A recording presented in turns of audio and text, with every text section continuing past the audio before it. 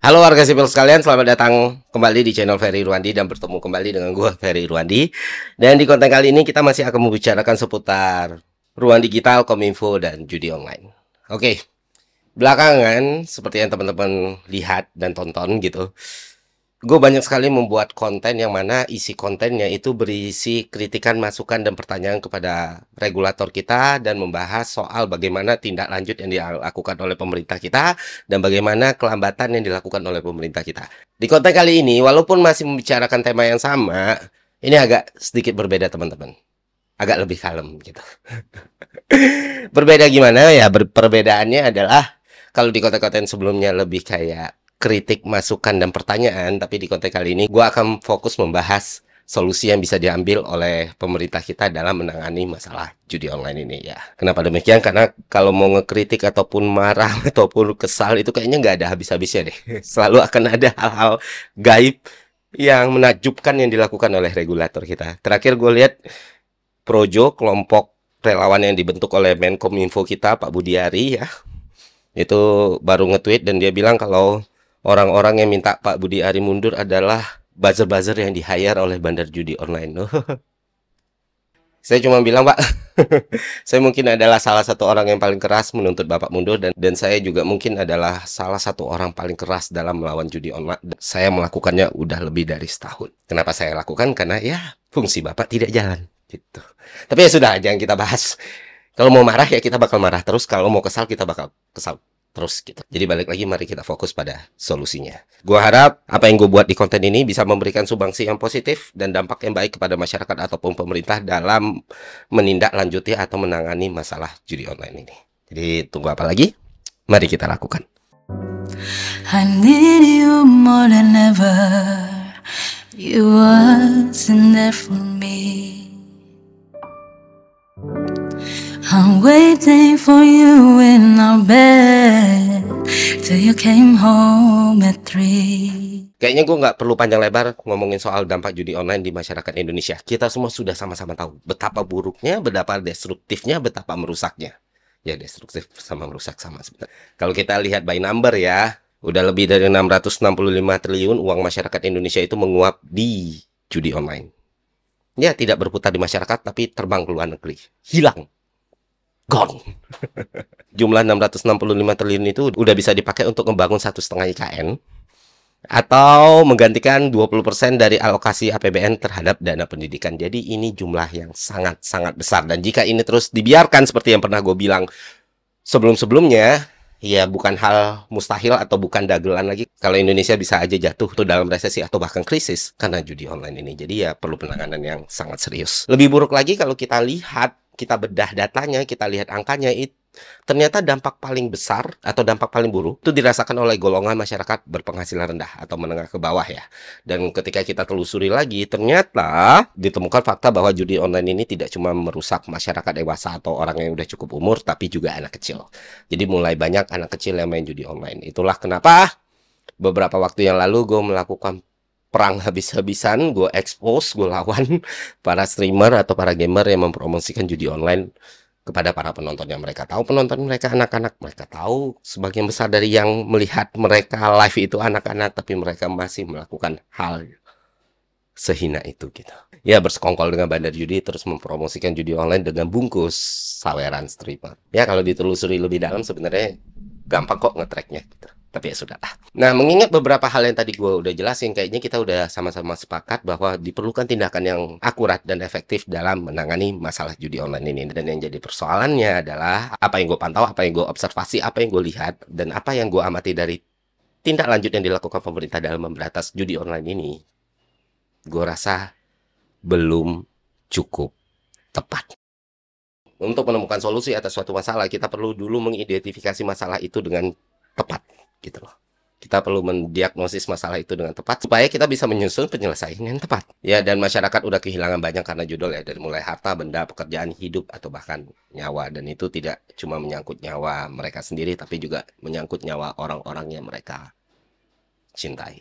Dari apa yang gue simpulkan selama mempelajari masalah ini dan mencari solusinya, gue sampai pada kesimpulan ternyata pemerintah kita, dan mungkin kita sendiri, sudah salah dalam melakukan identifikasi masalah, sehingga tindakan yang dilakukan dalam menanggulangi judi online ini tidak pernah benar-benar efektif. Oke, gue jelaskan dengan sederhana ya teman-teman. Kalau kita membicarakan soal judi, berarti kita membicarakan sejarah panjang peradaban umat manusia. Kenapa demikian? Karena umurnya sama tuanya dengan peradaban manusia tadi.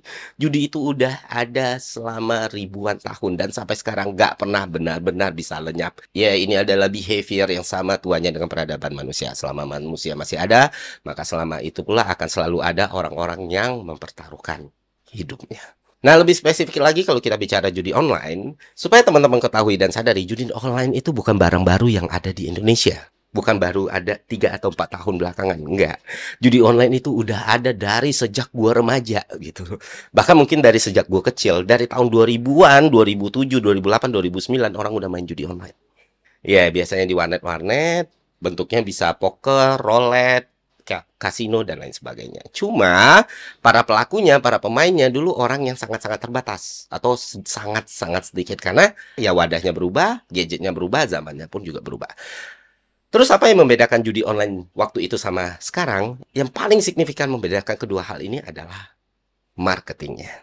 Nah, dari sini kita bisa lihat, kalau di judi online zaman dulu, itu nggak ada tuh namanya iklan judi online di platform media sosial, nggak ada yang namanya akun dengan watermark judi, atau nggak ada influencer yang mempromosikan judi online. Tapi sekarang, itu semua dilakukan. Salah satu hal yang paling besar pengaruhnya dalam penyebaran judi online di Indonesia adalah marketing ini.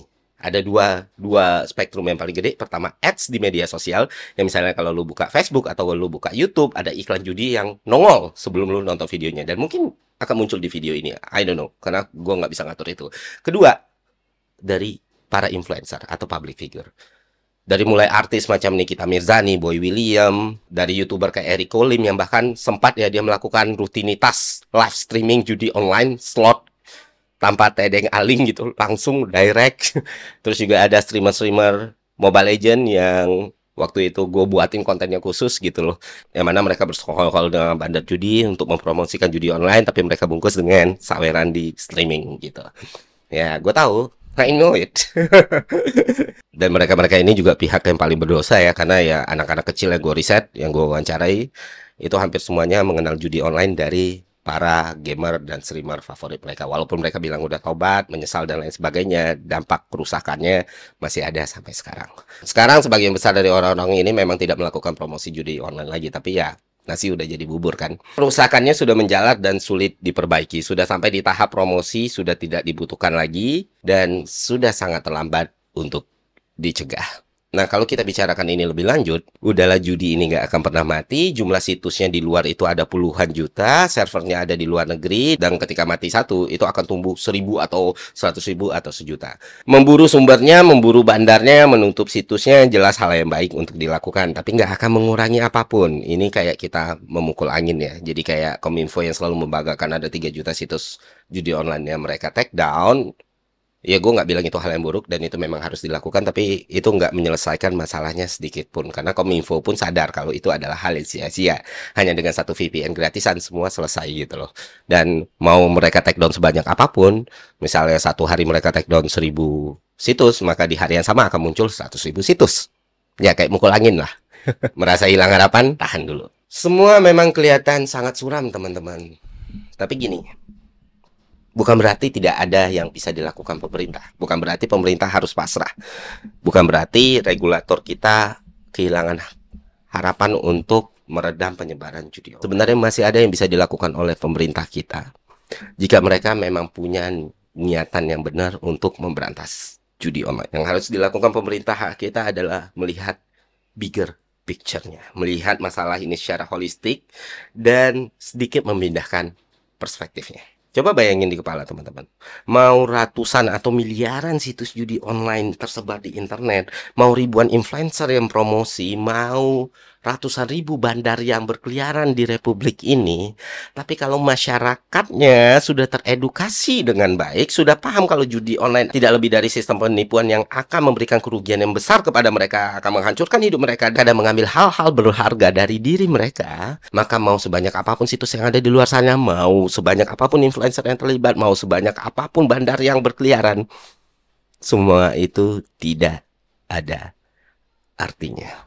Jadi kunci sebenarnya dalam meredam penyebaran judi online ini tak lain tak bukan adalah sosialisasi dan edukasi. Lalu bagaimana cara melakukannya? Jawabannya adalah counter gambling.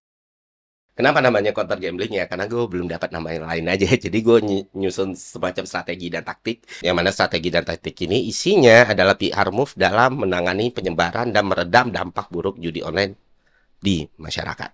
Jadi fokus pemberantasan yang awalnya berpusat pada situs, bandar ataupun pelaku, kita shifting kepada korban, masyarakat yang lebih luas, baik yang sudah ataupun belum terdampak. Karena logiknya kayak tadi, mau judul sebanyak apapun, kalau masyarakatnya lebih paham bahwa judul adalah sistem penipuan yang nggak mungkin mereka menangkan, maka gue optimis penyebaran judi online ini dapat kita redam, karena mereka akan mati sendiri gitu.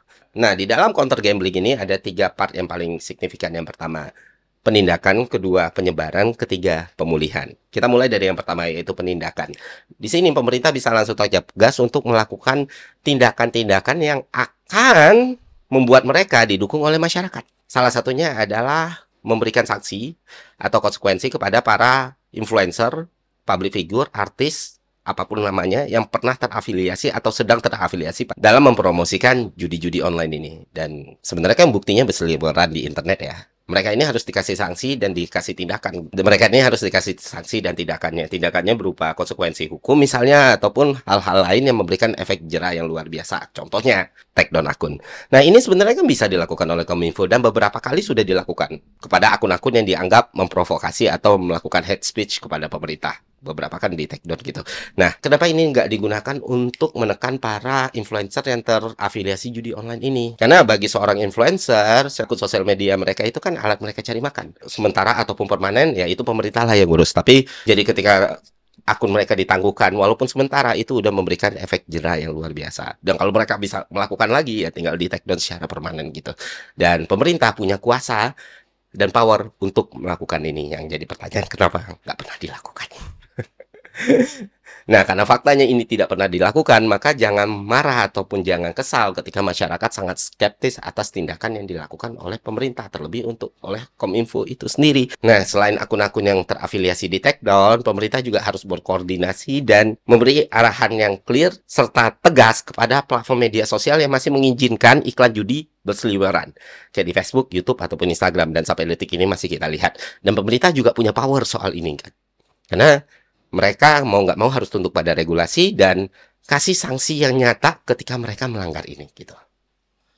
Nah, ketiga, tetap lakukan take down konten, tetap lakukan pemburuan pada para bandar, tapi setelah semuanya ini dilakukan, publikasikan hal-hal ini secara rutin gitu dan berkala kepada masyarakat. Jadi balik lagi, political will-nya akan terlihat.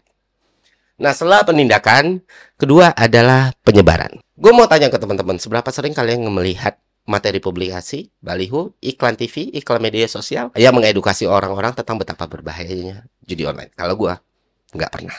Dan ini benar-benar tidak pernah dilakukan oleh pemerintah kita. Padahal kalau kita berkaca pada zaman dulu, Kominfo itu seharusnya punya tusi untuk menjadi corong suara pemerintah dan institusi yang bertanggung jawab dalam mengedukasi masyarakat gitu loh. Success story-nya juga ada. Kita baliklah tahun 90-an awal gitu.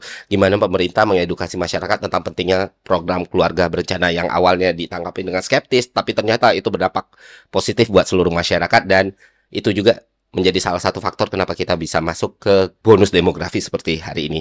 Terus juga awareness soal virus HIV AIDS yang mana dulu orang sangat tabu membicarakan ini atau sangat tabu ketika mendengar hal ini, tapi dengan edukasi yang tepat, dengan publikasi yang masif, orang-orang mulai sadar, oh ternyata gini toh HIV AIDS yang sebenarnya, dan itu benar-benar dilakukan oleh pemerintah di tahun 2000-an. Atau yang paling mudah diingat, apalagi kalau bukan perang narkoba, ketika masalah narkoba itu jadi sesuatu yang besar banget di Indonesia, di setiap baliho, di setiap TV kita melihat dan mendengar ajakan orang orang-orang untuk menjauhi narkoba, betapa berbahayanya narkoba dengan berbagai bentuk dan kemasan serta kreativitas. Harusnya ini juga dilakukan untuk judi online gitu. Kasih success story orang-orang yang keluar dari judi online. Kasih ilustrasi betapa hancurnya hidup lu karena judi online. Bikin sarana edukasi tentang penipuan dalam judi online. Nah, ketika materi-materi ini siap, sebarkan dengan cara yang masif dari baliho, iklan TV, iklan medsos, sampai SMS Blast. Jadi ya, seperti yang sering dicibir masyarakat ya, Kominfo mengatasi judi online dengan SMS Blast yang isinya pantun. Ya, gue nggak mempermasalahkan SMS Blast-nya karena itu masih efektif, apalagi untuk menjangkau masyarakat-masyarakat yang tinggal di daerah terpencil ya. Tapi isinya, kalau misalnya materi publikasi yang bagus ini udah lu siapin dari awal, SMS Blast itu bisa digunakan untuk mengantarkan materi ini. Misalnya link videonya, link iklannya, link websitenya, atau link modulnya, sehingga masyarakat bisa mengakses dan awareness-nya tentang bahaya judi online ini semakin meningkat. Perlu dilakukan pemulihan kepada para pelaku judi online yang sudah kecanduan. Dikasih fasilitas, dikasih konseling. Karena yang namanya kecanduan judi, itu masalahnya bukan lagi soal kebiasaan, tapi sudah medis. Itu gue temukan dalam beberapa riset, dalam beberapa buku yang gue baca, ataupun video yang gue tonton ya. Untuk pelaku judi online, chemical di otaknya itu udah berubah gitu loh. Dan mereka merasakan sensasi kemenangan, dan mereka merasakan sensasi kebahagiaan. Itu bukan lagi soal menang atau kalah. Dalam proses menuju itu pun mereka sudah merasakan hal itu, sehingga mereka makin kecanduan lagi, dan kecanduan lagi. 3 hal ini aja dijalankan secara berbarengan dan benar-benar gitu, maka gue yakin ini akan memberikan dampak positif dan menyelamatkan banyak sekali nyawa. Gue sangat terbuka dengan segala masukan, dan gue sangat-sangat kooperatif bila ada yang bisa gue lakukan untuk membantu masalah ini. That's it. Semoga apa yang gue bicarakan ini jadi sesuatu yang bermanfaat. Semoga ada orang pemerintah yang nonton dan mengambil intisarinya atau mengambil hal-hal baik yang bisa dilakukan. Gue nggak berharap kredit ataupun fee ataupun bayaran ataupun jabatan dan lain sebagainya. Tapi ketika memang ada yang bisa gue lakukan untuk hal ini ya, maka gue akan lakukan dengan sepenuh hati gitu. Jadi itu aja dari gue. Semoga konten ini bermanfaat. Sampai jumpa di konten selanjutnya. See ya.